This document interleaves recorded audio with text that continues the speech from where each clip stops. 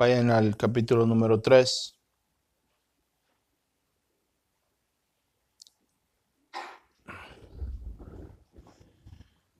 That is the Gospel of Mark, chapter 3. Evangelio de San Marcos, capítulo número 3. Vamos a empezar en el versículo número 1. Ahora, simplemente a manera de introducción, rápidamente, para aquellos que quizás no estén familiarizados con la Biblia, con la palabra de Dios, me gustaría decirles que lo que están leyendo es algo que tomó lugar en el tiempo real, tomó lugar en la historia. Este es un hecho histórico y a la vez es un hecho bíblico. Lo que están leyendo no es simplemente una historia inventada por algún hombre, pero están leyendo la historia, el récord histórico del ministerio del Señor Jesucristo. El ministerio del Hijo de Dios, quien se convirtió en hombre, quien vino a esta tierra, nacido de la Virgen María, nació de la Virgen por el poder del Espíritu Santo, concebido en el vientre de la Virgen, siendo hombre y a la vez Dios, el Dios hombre. El apóstol Juan nos dice que Él nos ha revelado al Padre. Así es que es importante que en su mente tengan establecido el hecho de que lo que estamos leyendo en esta mañana, lo que estamos escuchando, es algo que no es solamente una historia, pero es también un hecho histórico. Es un hecho verdadero, algo que tomó lugar y por consecuencia sus implicaciones son de eternidad. Son de índoles eternas. Como dicen los americanos, there is eternal consequences to the fact that we are reading real history. Es de eternas consecuencias. Lo que aquí van a escuchar es el récord histórico de la misión del Señor Jesucristo. Esta serie está apuntando, está basada en el camino hacia el Calvario. Así que hay ciertas cosas que deben de tener ocupación, deben de estar en su mente. La primera es escuchen, es bien sencilla, pero es importante. Es ¿por qué? ¿Por qué vino? Todos en este país o en Latinoamérica, todos hemos sido influenciados, hemos interactuado con la cristiandad de alguna manera u otra. Hemos crecido viendo un crucifijo, hemos crecido viendo iglesias, y en la mayoría de estas siempre va a haber una cruz, de alguna manera expuesta. Pero de alguna manera igual el significado de la cruz se ha oscurecido. Y aunque muchos caminan y entran en la iglesia, no entienden el por qué. Y el hecho de que hay muchos ministros que no entienden ellos mismos el por qué, ni se afanan en explicar el por qué a los creyentes o a aquellos que atienden a la iglesia. Muchos predican que la razón por la cual deben de venir a la iglesia es porque Dios les va a bendecir y va a hacerles una mejor vida. Muchos predican un evangelio que está basado en mejorar nuestra calidad de vida. Están basados en nuestra felicidad en este mundo, en hacerlos sentir más cómodos, hacernos sentir bien acerca de nosotros mismos. Todo esto toma diferentes sabores y estilos y y todas estas cosas, pero ninguna de estas cosas realmente tiene nada que ver con la razón del por qué. Esta serie se llama El Camino al Calvario. El Calvario no era un lugar de placer, no era un centro turístico, no era un hotel de lujo, no era un resort, no era nada de eso. El Calvario era un lugar de tortura y de vergüenza y de ejecución. No estaba en la lista de los 10 lugares más populares para vacacionar. Pero era un lugar de tormento. Significaba la muerte. Entonces, lo que estamos leyendo es la historia de cómo el Hijo de Dios vino a este mundo y vino precisamente a eso. Vino a morir. La pregunta es, ¿por qué? La respuesta a esto es muy sencilla, pero es profunda. En la Biblia leemos que se nos dice de manera clara que la paga del pecado es la muerte. Y cuando la Biblia habla acerca de la muerte del ser humano, tiene mucho significado. No solamente significa el dejar de existir en este mundo, pero también significa la separación para con Dios, la separación de Dios con el hombre. Y alguien dirá, bueno, pues la verdad es que como a mí no me molesta mucho eso, porque como yo no creo en Dios o pues Dios no me cae bien, la separación de Dios para mí eso no me afecta. El problema es que lo que significa el ser separado de Dios es que Dios se lleva todo lo bueno con Él y no nos deja solos. Hay mucha gente no entiende eso. Estar separado de Dios es que Dios se lleva todo lo bueno, se lleva todo lo que nos puede dar de alguna manera u otra placer, nos puede dar aliento, nos puede dar hacernos sentirnos bien. Cuando se toma un vaso con agua, tiene sed. Cuando estamos descansados, tal vez el asiento tiene una esponja para que podamos sentarnos, estar cómodos. Todo eso Dios se lo lleva y lo reemplaza con puro tormento eterno.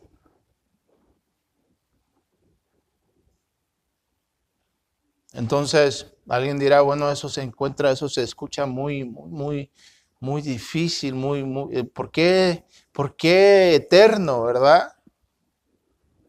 Bueno, porque Dios es eterno y como tal, Dios requiere satisfacción eterna. Entonces, en el Evangelio de Lucas, como les mencioné al principio del servicio, encontramos el cine de la misión de Cristo. Lucas 19:10 nos dice el por qué.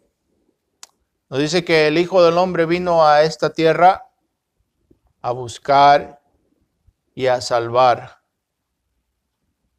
¿A quién?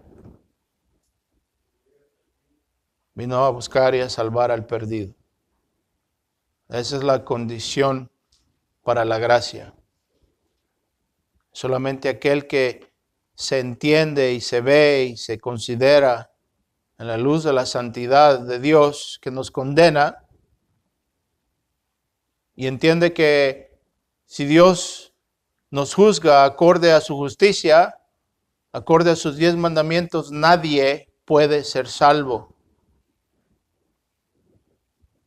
Entonces lo que Dios ha hecho es que Él envía a su Hijo a esta tierra a salvarnos de su ira. Nos envía a su Hijo a rescatarnos. Convirtiéndose en un hombre, Jesús viene a cumplir la ley, a cumplir todo el requerimiento de la ley, toda la justicia que la ley demanda del hombre, y a pagar el precio por nuestro pecado.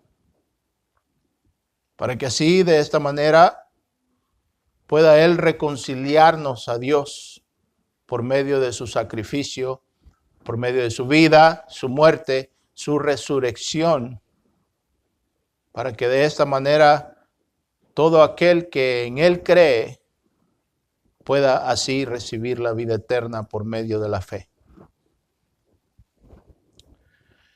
Así es que vamos a leer con esta breve introducción el versículo número 1, Evangelio de San Marcos, este es el capítulo número 3.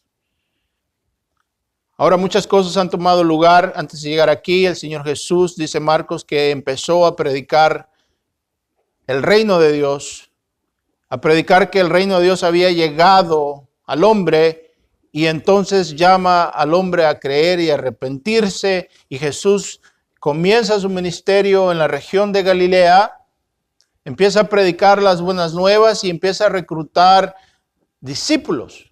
A este punto ya había reclutado a Pedro, a Andrés, a Juan y a su hermano Jacob. Y se encuentra en la región de Galilea, en la ciudad de Capernaum, o como se le llama en inglés, Capernaum. Y Jesús ha venido sanando gente para que de esta manera la gente pueda escuchar su mensaje. Jesús empieza a dar señales, empieza a sanar gente, pero también ha empezado un movimiento en contra de Jesús. Los líderes, los fariseos y los saduceos, los líderes del pueblo, empiezan a crecer en antipatía porque Jesús no se conforma a las reglas que ellos han impuesto. Ahora los fariseos y los saduceos eran considerados como las torres de justicia. Era el ejemplo del pueblo. La palabra fariseo o Pharisee quiere decir los santos, aquellos que son separados, aquellos que son santos, y ellos, para demostrarle a la gente cuán santo era, se hacían estos ropajes muy elegantes, muy elaborados, y caminaban por las calles y la gente se apartaba dándoles el paso y se inclinaba ante ellos, se les llamaban rabinos o maestros y les daban todo tipo de honor y reverencia porque estos eran los santos. El problema es cuando aparece aquel que en verdad es santo y los expone. Marcos 3:1 dice: y otra vez entró Jesús en la sinagoga, y había allí un hombre que tenía una mano que estaba seca.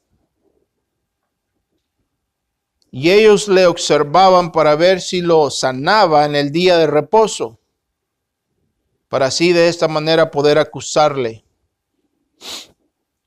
Y Jesús dijo al hombre que tenía la mano seca: levántate y ponte aquí en medio. Y entonces Jesús les dijo: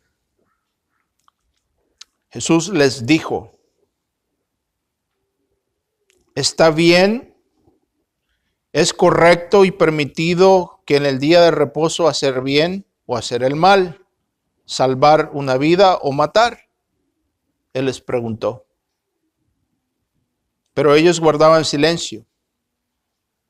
Entonces, mirándolos en torno con enojo, entristecido por la dureza de sus corazones, dijo Jesús al hombre: extiende tu mano. Y él la extendió y su mano quedó sana, quedó limpia. Pero cuando los fariseos salieron, enseguida comenzaron a tramar con los herodianos en contra de Jesús para ver cómo podrían destruirlo. Vamos a orar. Señor, danos tu palabra en esta mañana y la habilidad de recibirla con fe, y que ella en nosotros cree el arrepentimiento y la fe y la perseverancia. Te pido por todos los que escuchen este mensaje, en el nombre de Cristo Jesús. Amén. Lo primero que les quiero decir es que la historia de Jesús no es la historia No es una historia de Shakespeare, no es una tragedia. Lo que Dios busca al darnos la historia y el récord histórico de los evangelios no es que nos sintamos mal, pobrecito Jesús, ¿verdad? Lo crucificaron. No. La historia de Jesús no es una tragedia. La historia de Jesús no es algo que se le salió de las manos a Dios, tampoco es el plan B. La historia de Jesús es la historia de redención, es la historia de Dios. Es la historia de un Dios que ha amado a los pecadores a pesar de quién son. La historia de Jesús es el plan de Dios.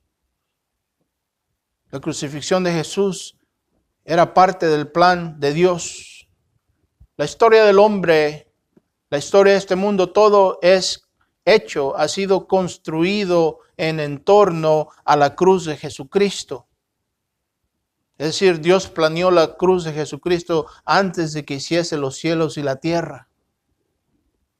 A Dios le plació que si el hombre iba a poder tener comunión con Dios, a Dios le plació que si el hombre iba a tener paz con Dios, que si el hombre iba a poder tener amistad con Dios, que si iba a haber una relación íntima con Dios, a Dios le plació que de la manera que esto iba a ser posible, iba a ser solamente por medio de su Hijo Jesucristo. Nada más.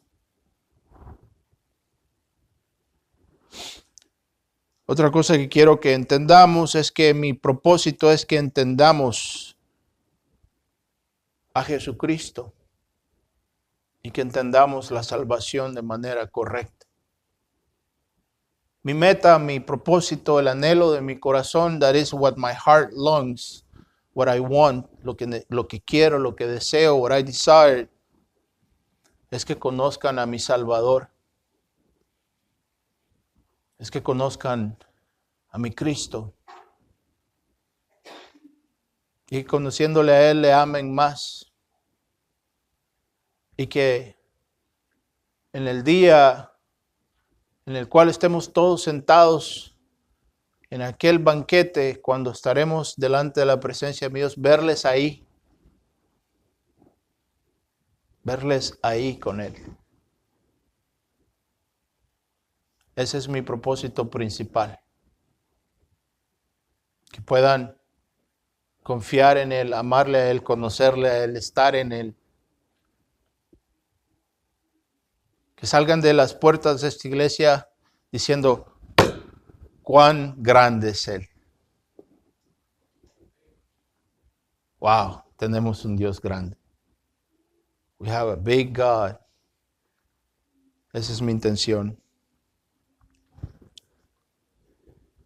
La última cosa que quiero decirles tocante a eso es que la cruz de Cristo continúa siendo lo más importante.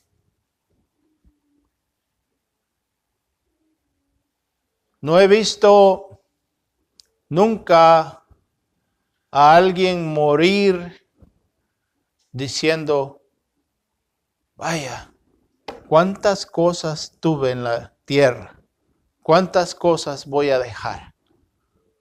Nunca he visto a alguien regocijarse, nunca he visto a alguien decir, dejo todo esto. Qué bueno, mi vida está satisfecha. I've never seen someone say, oh, I have so many things, this many toys, tengo todas estas posesiones. Qué bueno que ya me voy a morir, ya no las voy a gozar. Y el cristiano puede decir, bendito sea Dios que Cristo murió por mis pecados. Para el cristiano, la muerte es el principio de la vida. Ahora, para nosotros como cristianos, el pensar que alguien pueda reaccionar, ¿verdad? Cuando leemos el texto, el pensar que alguien pueda reaccionar al Señor Jesús de esta manera nos parece una idea descabellada, ¿verdad? ¿En serio? ¿Qué es lo que dice el texto? Que cuando los fariseos salieron Después de que vieron este hecho, este milagro, esta sanación, la reacción de ellos es pensar cómo le iban a matar, ¿verdad? Bien temprano, es el capítulo 3 del Evangelio de San Marcos. Vemos que desde bien temprano ellos comienzan a tramar, empiezan a odiarle, empiezan a despreciarle y empiezan a planear cómo le van a matar. Ahora, para nosotros, obviamente, esto nos parece una idea descabellada. ¿En serio? ¿Por qué? ¿Por qué le van a matar? Fue uno de los santos de la iglesia que dijo, pues San Agustín en su libro Las Confesiones de San Agustín dijo, todo el mundo se cree amante de la verdad, dijo San Agustín. Es decir, todo el mundo cree amar la verdad, ¿verdad? Todos nos gusta, nos enojamos cuando nos mienten, nos enojamos cuando alguien no nos dice la verdad y decimos, dígame la verdad, ¿verdad? Pero dice San Agustín, todo el mundo se cree amante de la verdad hasta que la verdad los quema. Ustedes se preguntarán, ¿por qué? ¿Por qué razón? ¿Por qué razón le odiaron? ¿Qué los llevó a quererle matar? Lo que quiero decirles es que esta es la antipatía del ser humano a la verdad. Es la antipatía del ser humano a la verdad que pavimenta el camino al Calvario. Lo que quiero decir es esto. A todos nos gusta la verdad cuando es aplicada al vecino. Pero cuando la verdad nos hace sus víctimas, ya no nos gusta. Y esto es lo que sucede, que cuando los fariseos y los líderes de la gente empiezan a ser confrontados con aquel quien es la verdad, ¿verdad? Es bien simple. No sé si quizás algo que nos pueda ayudar a entender es como cuando quizá tenemos una camisa blanca, por decirlo así, ¿verdad? Y pensamos que es blanca y la ponemos enseguida de algo que es realmente blanco. Ya no nos parece blanca, nos es revelada en su color verdadero, que es amarillo. Aunque la hermana diga que lava la ropa bien, pero esa es la verdad. ¿No? Eso es lo que sucede con los fariseos, que cuando ellos se ven confrontados con aquel quien es la verdad, la hipocresía de ellos empieza a ser expuesta. Y la reacción de ellos es bien natural. Dijo un predicador de antaño, dijo, ¿cómo es posible que hayamos matado al mejor hombre que ha pisado la tierra? Pero esta es nuestra naturaleza como ser humanos. Si ustedes leen en el libro de Génesis, en el principio, ¿qué es la primera reacción del hombre cuando interactúa con Dios después de haber pecado? La reacción es, nos escondemos, nos apartamos. Por eso es que hay gente que nomás viene a la iglesia quizás para la Semana Santa o quizás para la Navidad. Porque muchas veces no venimos a la iglesia no porque no queramos venir o porque no deseamos venir, pero es porque nos sentimos incómodos en la iglesia. Porque todavía tenemos un sentido, una apreciación, nos percatamos de que este es un lugar santo.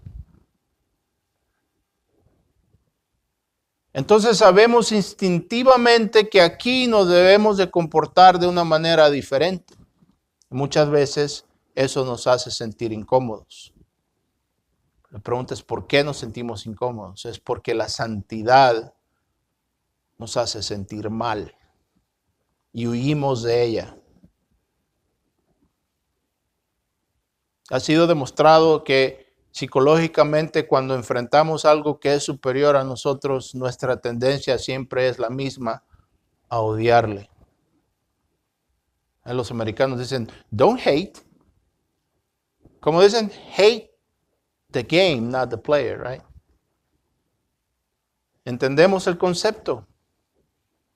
Entendemos el concepto de odiar aquello que es mejor que nosotros.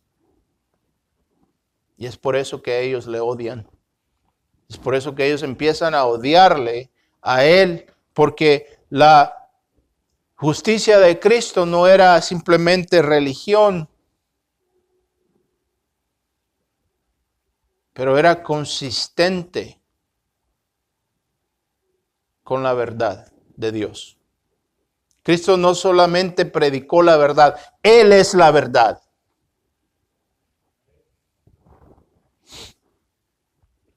Jesús quiso exponer la dureza del corazón de los líderes y en torno también a la naturaleza humana, que bien puede ser religiosa y despiadada al mismo tiempo. ¿Sí entienden eso?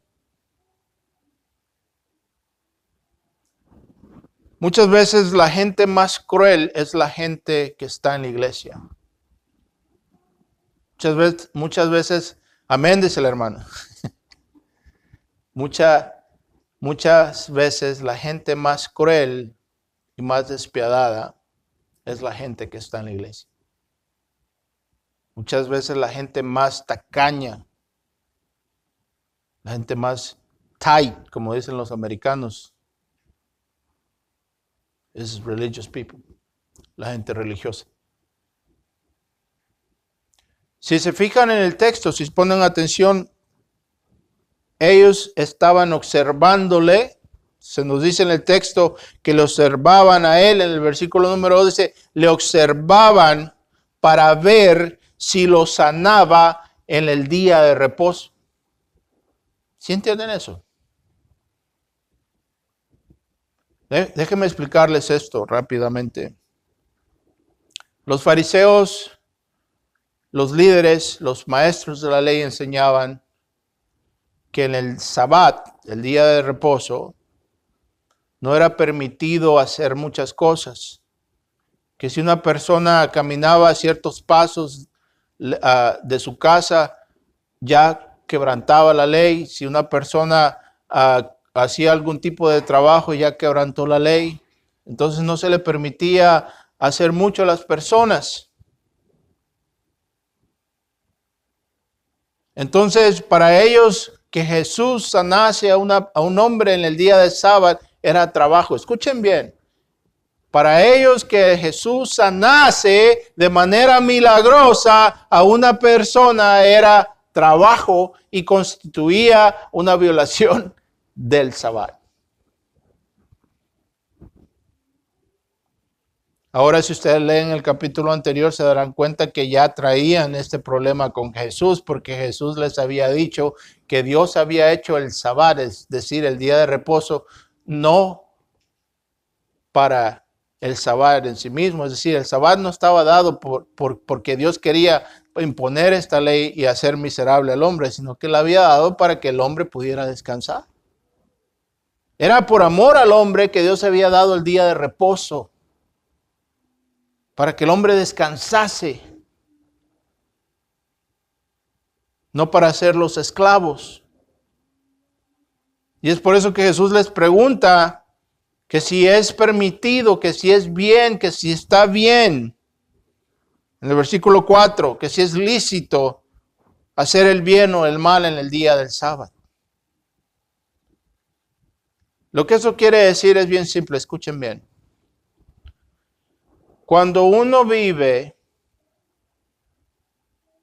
por amor, y ese amor se aplica en nuestra vida diaria, y ese amor se refleja y fluye en compasión para el prójimo, estamos viviendo arriba de una manera superior a la ley. Contra el amor, dice Pablo, no hay pecado. En esto se suma la ley, en amar a Dios sobre todas las cosas y a tu prójimo como a ti mismo.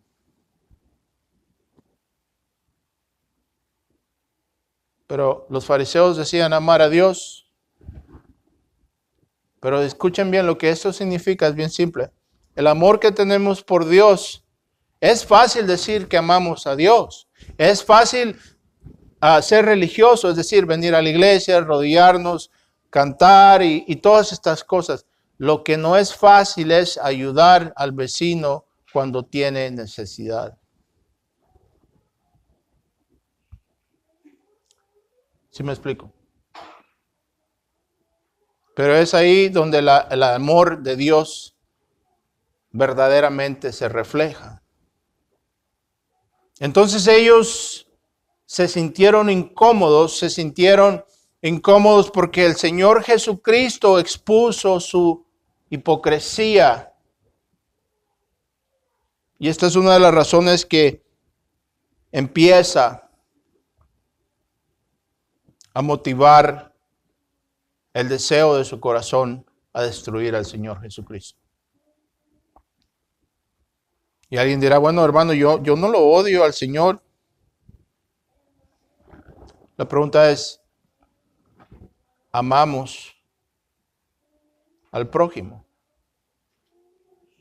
¿Sí me explico?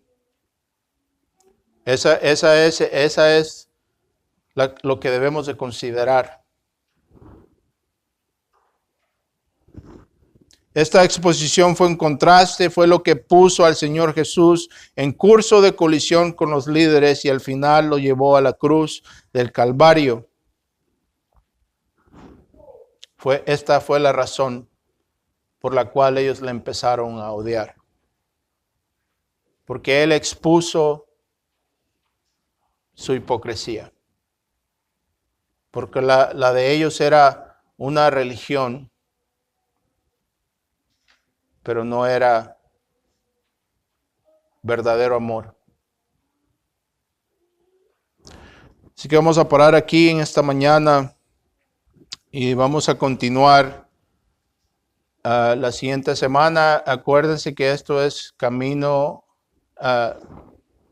dirigiéndonos hacia la Semana Santa, entendiendo cómo y qué fue lo que llevó al Señor Jesucristo hacia la cruz del Calvario. ¿Verdad? Que el Señor los bendiga y vamos a orar. Señor, te damos gracias en esta mañana por tu palabra. Te pedimos que nos sostenga y que nos ayude a entender y a creer en Cristo nuestro Señor. Gracias te damos, Padre, en este día. Amén.